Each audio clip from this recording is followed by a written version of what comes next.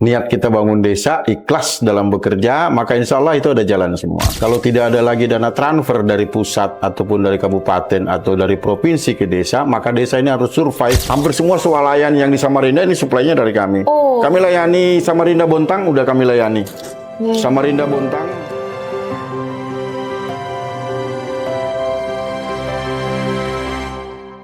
Assalamualaikum warahmatullahi wabarakatuh.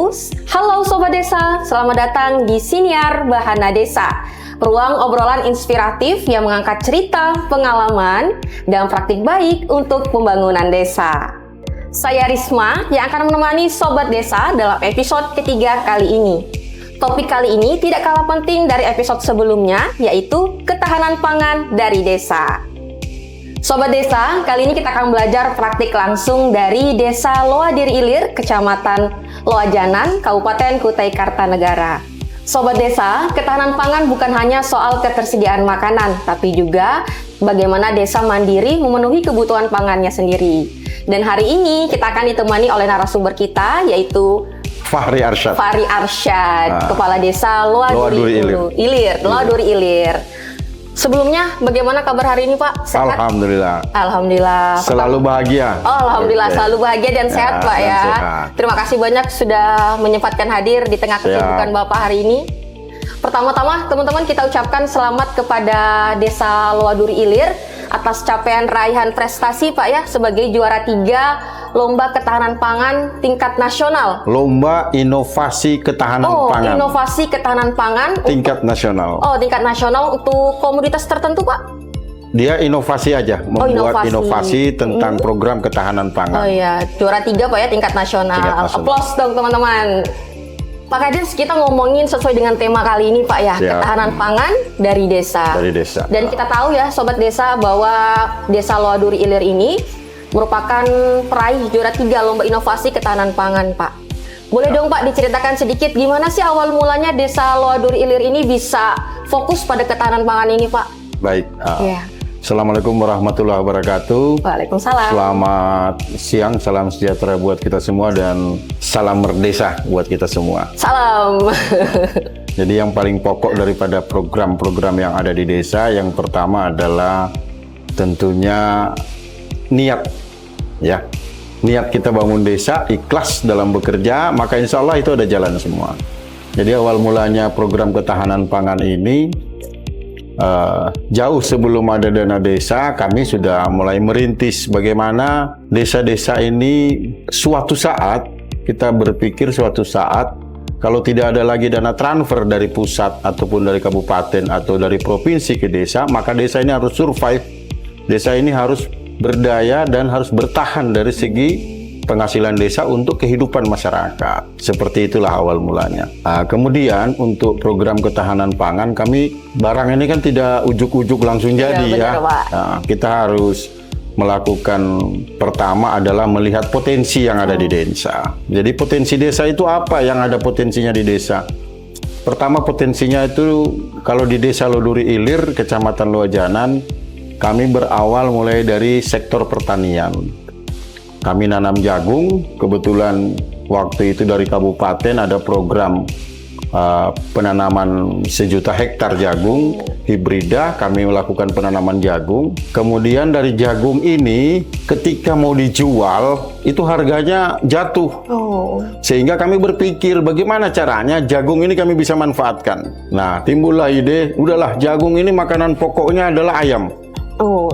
Bangunlah kami kandang ayam. Bangun kandang ayam dari dana desa tahun 2016. Dari dana desa 2016 kami mulai bangun dengan skala kecil, 400-an ekor, 500-an ekor kita di awal start. Nah, setelah kita produk itu dengan memanfaatkan produknya pertanian jagung, kami berpikir bahwa dari telur ini kita masih kalah juga bersaing dengan produk-produk telur dari luar, dari Jawa dan sebagainya, karena harganya jauh lebih murah. Dengan adanya persaingan pasar seperti itu, timbullah ide kami untuk membangun usaha pengolahan pakan sendiri.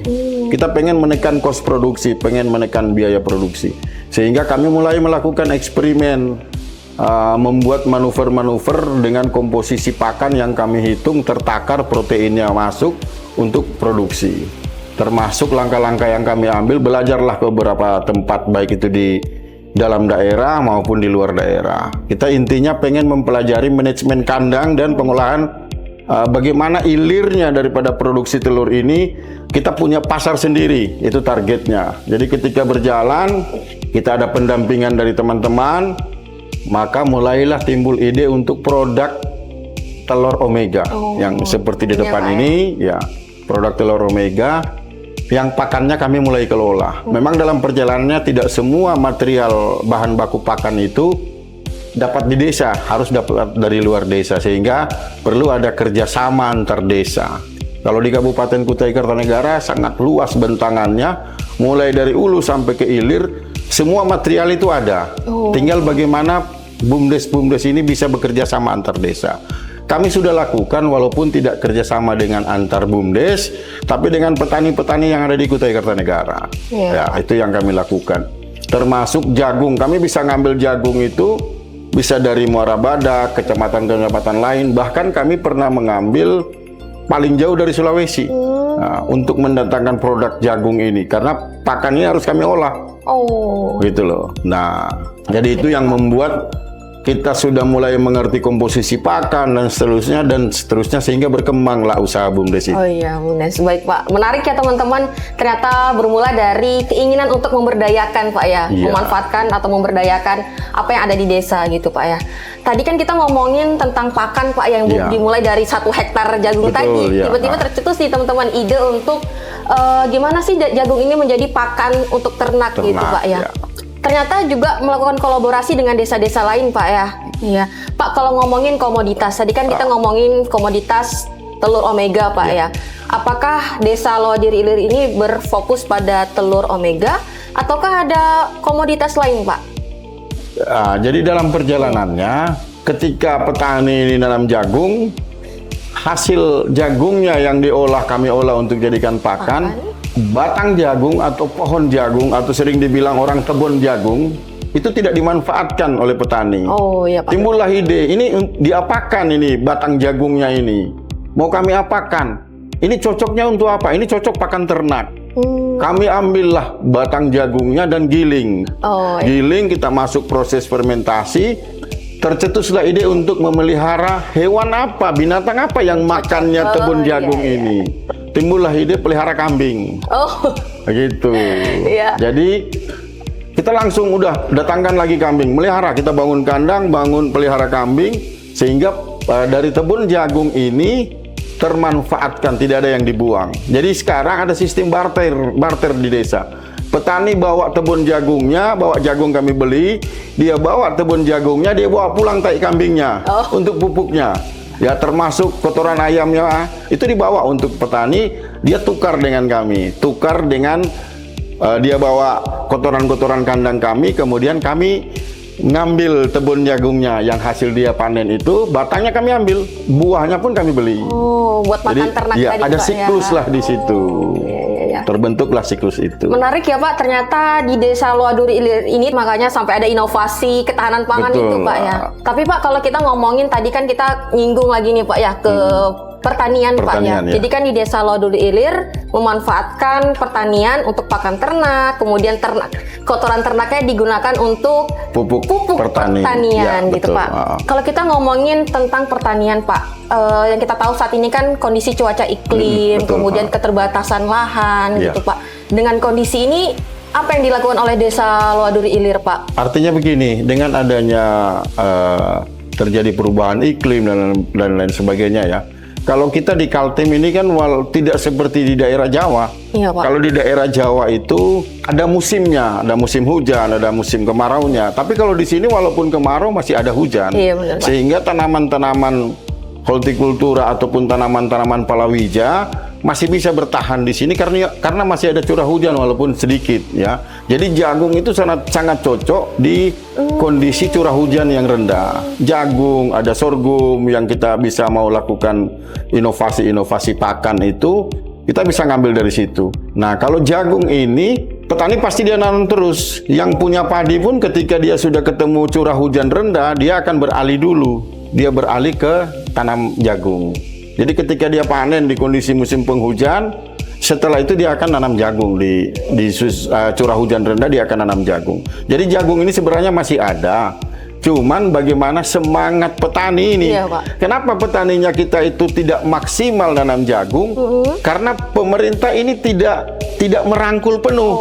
Kalau pemerintah rangkul penuh dengan harga pasar yang menjanjikan, petani saya yakin akan semakin kuat dia untuk berusaha menanam jagung, sehingga ketahanan pangan baik itu di tingkat kabupaten maupun provinsi kita akan baik. Karena kunci daripada pertahanan ekonomi itu sebenarnya kan di komoditas yang wajib dimakan. Iya, Contoh telur ya, telur tidak ada rumah tangga yang tidak makan telur. Betul, kan Pak. gitu ya. Semua rumah konsumsinya telur. Nah, telur ini kalau kita hanya datangkan dari Jawa. Sementara di sini bisa gitu loh. Untuk daya tahan ekonomi masyarakat lokal, tanam jagung menjanjikan enggak? Kan petani jagung kadang ngomong ke saya, "Pak, saya rugi tanam jagung." Loh, kenapa rugi? Karena harganya murah dan sekali aja panennya. Dibanding dengan saya tanam sayuran yang lain bisa berkali-kali. Disitulah karena dia terbentur oleh harga yang murah. Gitu. Sekarang kalau kita ke Bulog paling maksimum 5,5, 5.500 per kilo. Tapi kalau kami bisa ngambil 6.000, 6.500. Bahkan kalau kami kepepet itu bisa sampai 8.000, mau nggak mau kami beli. Karena kami butuh jagung itu. Nah, jadi dari jagung itu pun termasuk dari tebon jagung. Kami produksi tebon jagung itu ya. Artinya kita produk untuk pakan. Kita pelihara ruminansia, kambing. Ketika kami sudah bermain di produksi tambahan dari produk turunan jagung itu ada peternakan kambing, kami berpikir, kambing ini kalau kita hanya pelihara untuk breeding atau untuk fattening, untuk pengembangbiakan, itu lambat cari duitnya. Bagaimana caranya supaya dapat duitnya cepat? Caranya bagaimana? Seperti telur bisa jual harian. Maka timbullah ide bikin kambing perah. Keluarlah produk ini. Susu kambing, karena ini uang harian gitu loh. Ini dapat uang harian. Sama dengan telur. Telur 2 hari masuk dia di swalayan. Gitu loh. Luar biasa Pak ya, sangat menarik. Jujur saya juga tertarik dengan inovasi desa Loaduri Ilir. Ternyata idenya luar biasa karena menurut saya menciptakan produk-produk yang bisa memenuhi dari harian, mingguan, kemudian jangka panjangnya gitu Pak ya. Hariannya ada telur, ada susu, kemudian jangka panjangnya ada tadi kambing gitu ya, peternakan Pak ya. Ternyata emang seluar biasa itu teman-temannya. Saya juga cukup takjub sekali mendengarkan cerita ini gitu ya. Oke, kalau gitu Pak, dari telur omega, tadi kita bicara tentang telur omega yang sudah dipasarkan Pak ya. Nah, kalau boleh tahu dipasarkannya ke mana aja Pak, dan mungkin omsetnya bisa di-spill sedikit ya teman-teman, kita agak kepo ya, jadi bisa di-spill sedikit mungkin Pak. Kalau telur omega ini kami memang sifatnya belum begitu banyak ya, mungkin sekitar 1.700-an ekor yang produk kami ya. Tapi kalau untuk pasarannya ini hampir semua swalayan yang di Samarinda ini suplainya dari kami. Kami layani Samarinda Bontang, udah kami layani. Samarinda Bontang. Jadi kalau kita ke Eramart, itu hampir semua Eramart yang ada di Samarinda ini produk kami. Produknya Loaduri ada logonya BUMDes ya.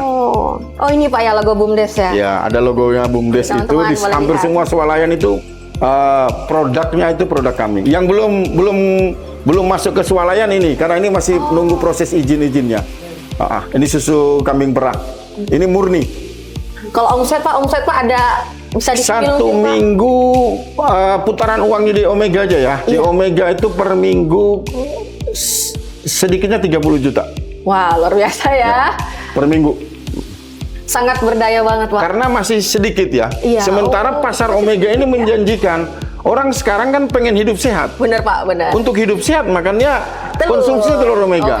Kalau kita setiap pagi sarapan tidak perlu ada nasi, makanan berat seperti nasi.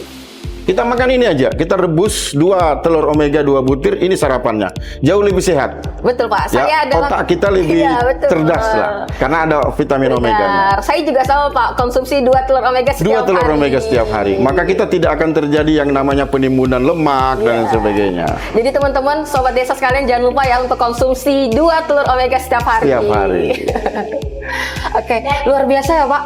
Keren banget sih ini. Tapi Pak, kalau kita ngomongin nih Pak ya, ini kan kita sudah ngomongin omset, terus luar biasa gimana produksi. Tantangan yang paling sulit Pak, tadi kan tantangan lainnya adalah dari kita butuh sokongan nih Pak Ya. dari pemerintah. Gimana pemerintah bisa ngebantu supaya bahan pokok juga harganya naik, Betul. termasuk Ya. dari pengambilan dari desanya gitu Pak ya, dari Betul. petaninya gitu ya. Mungkin tantangan lain Pak bisa diceritakan? Tantangannya saat ini sebenarnya begini, kami pengen pemerintah di atas, entah Iya, itu Pak. dari kabupaten ataupun dari provinsi, ini merangkul. Merangkulnya artinya begini, bagaimana produk kami dia ditingkatkan nilai jualnya dalam bentuk izin-izinnya, ya itu ya. Seperti telur kami butuh izin untuk ekspor. Sekarang kami lagi berproses izin ekspor, itu proses NKV. Jadi kita sudah ada NIB, sudah ada sertifikasi halal. Tapi kita butuh lagi satu sertifikasi NKV. Nah, kalau ini sertifikasi ini sudah keluar, kami pun butuh sertifikasi ini lagi. Telur omega untuk bisa masuk, termasuk susu kambing ini kami hanya bisa setelah diperah langsung masuk freezer. Oh iya. Ini disaring kemudian langsung masuk freezer karena ini tanpa pengawet. Jadi bagaimana ini ada sentuhan teknologi, ini bisa dikemas untuk bekerja sama dengan MBG yang ada. Bener, Gitu loh. bener, Di MBG itu kan ada susu. Iya, Ya. betul. Cuman kami kan belum bisa ke situ. Disitulah tugasnya nanti pemerintah di atas. Bagaimana merangkul susu produk kami ini masuk di MBG yang ada. Nggak perlu lagi beli pabrikan gitu loh maksud saya. Benar. Luar biasa Pak ya, ternyata butuh bantuan pengelolaan kembali Pengelolaan yang hilirisasinya yang masih kurang. hilirisasinya. Ya, kami butuh itu. Sentuhan. Kemasan, hilirisasi, terutama tadi sertifikasi NCC ya, untuk Sertifikasi, ekspor, bagaimana Pak, ya. membantu alat-alat, ada teknologi lah yang membantu Ya, kami. Oke. Semoga Pak, semoga kedepannya Desa Lodul Ilir bisa Amin, menciptakan mudah-mudahan. produk yang lebih secara kualitas sudah nggak perlu diragukan Pak ya. Mungkin Ya. secara kemasan dan izin-izin tadi Betul, Pak ya ya, dibantu oleh proses pemerintah. itu. Oke. Sebenarnya teman-teman banyak yang masih kita harus ulik, tapi mungkin kita keterbatasan waktu. Ya. Semoga kita bisa berjumpa di lain kesempatan. Betul. Di akhir sesi ini mungkin bisa disampaikan Bapak harapan kepada pemerintah ataupun kepada masyarakat, apa yang ingin disampaikan, terutama kepada mungkin masyarakat Desa Lodul Ilir Pak, Ya. memberikan semangat. Untuk teman-teman desa lah semuanya, untuk teman-teman desa, peluang untuk kita menjadi tuan rumah ketahanan pangan di negeri kita ini, di Kaltim ini masih sangat besar. Jadi mari kita semangat bangun Kaltim ini dengan program ketahanan pangan. Saya yakin kalau ketahanan pangan ini kita kuati, orang desa tidak ada yang miskin. Benar. Tidak ada lagi BLT, Betul, Pak. saya yakin. Nah, saya pun sekarang ada program inovasi baru yang saya eksperimen. Kemarin sudah di 2025, 2026 ini karena ada pengurangan DD, saya lakukan eksperimen warga penerima BLT akan saya kasih kandang, ayam dan pakan. Ya, untuk dia bagaimana tiap rumah tangga miskin jangan dikasih uang lagi. Iya. Tapi kasih usaha. Nanti kami beli produknya. Kita mau di 2026 ini kita eksperimen itu. Karena di 2025 sudah jalan sebagian. Seperti itulah yang kami lakukan. Ini programnya luar biasa sekali loh Pak. Saya apresiasi secara pribadi bahkan ya teman-teman. Ini keren banget. Semoga bisa menjadi contoh untuk desa-desa yang lain ya.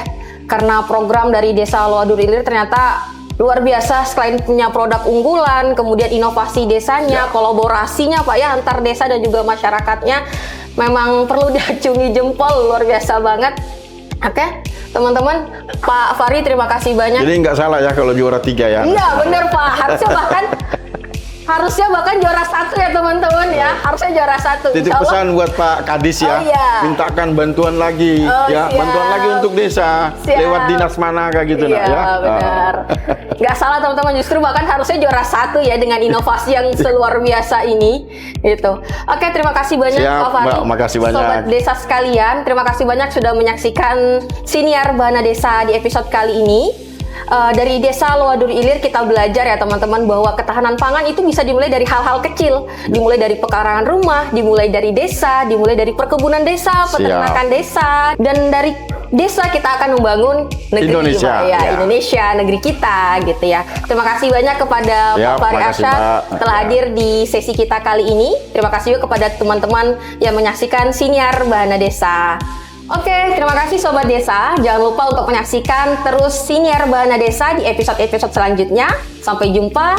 Wassalamualaikum warahmatullahi wabarakatuh. Waalaikumsalam.